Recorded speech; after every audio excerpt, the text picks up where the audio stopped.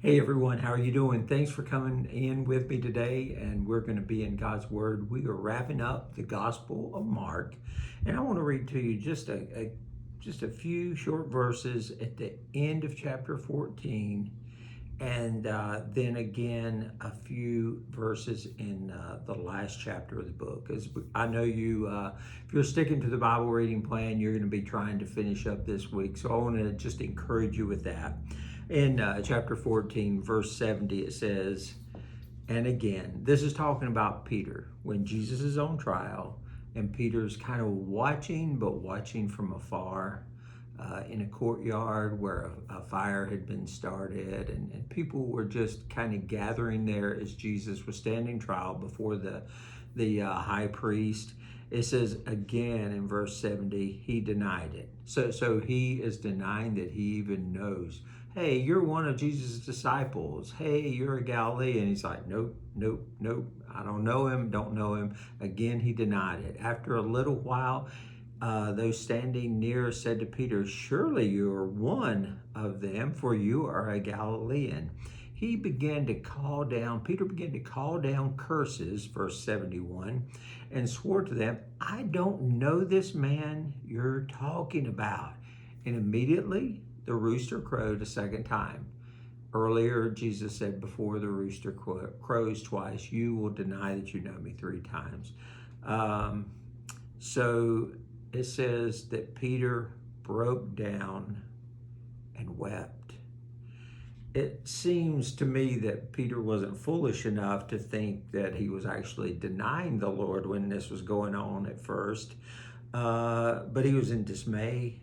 He didn't know what to do, at a loss for what to do.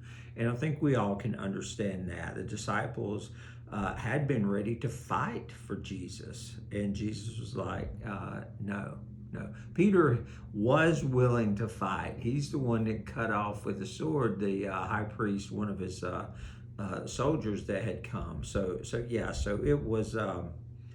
I don't think that even Peter realized what he was doing in this moment. Ultimately, in despair, Peter denied Jesus multiple times, and the words of Jesus then haunted his soul as he remembered when he heard the rooster crow, and he did the thing that he swore he would never do. And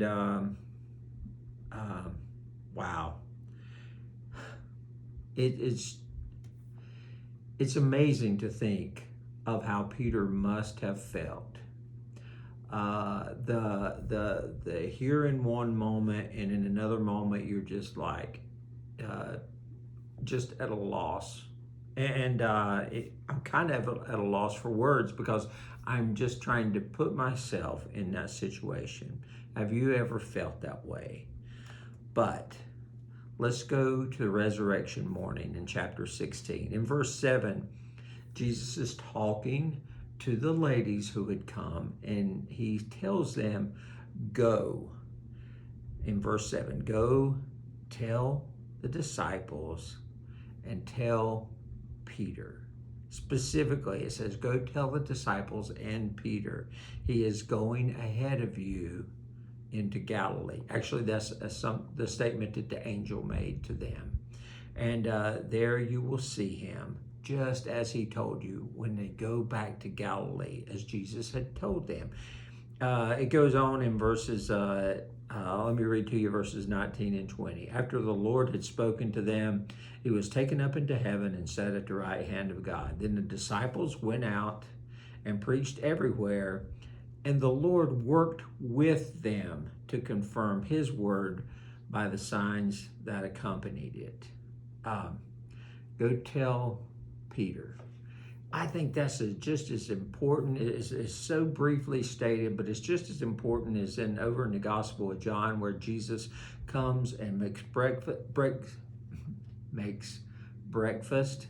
You know, he roasted the fish on the shore, and then some of the disciples who had gone out fishing, Peter being one of them, they recognize him, they eat with Jesus, and Jesus pulls Peter aside and asks him three times, do you love me?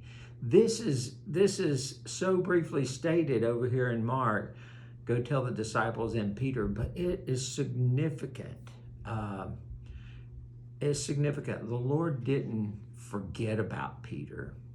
He didn't deny Peter as even Peter had denied him.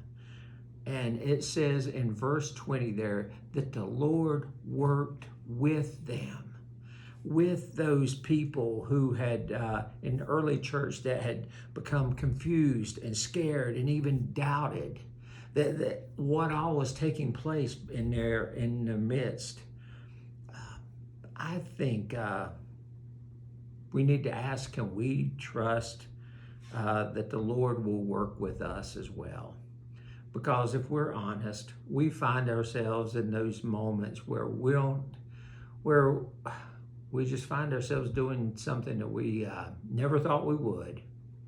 And we're confused and scared, and we don't follow through with living for the Lord as He'd have us. Now, He doesn't want us to be in that situation, but He wants to work with us to live for Him. And so I hope that's encouraging as you read the end of this, the Gospel of Mark. I hope it blesses you. If it does bless you, share it, pass it on to someone else. But I thank you for reading God's Word. Please do finish up reading and be blessed by it. And I appreciate you, and we'll talk again soon.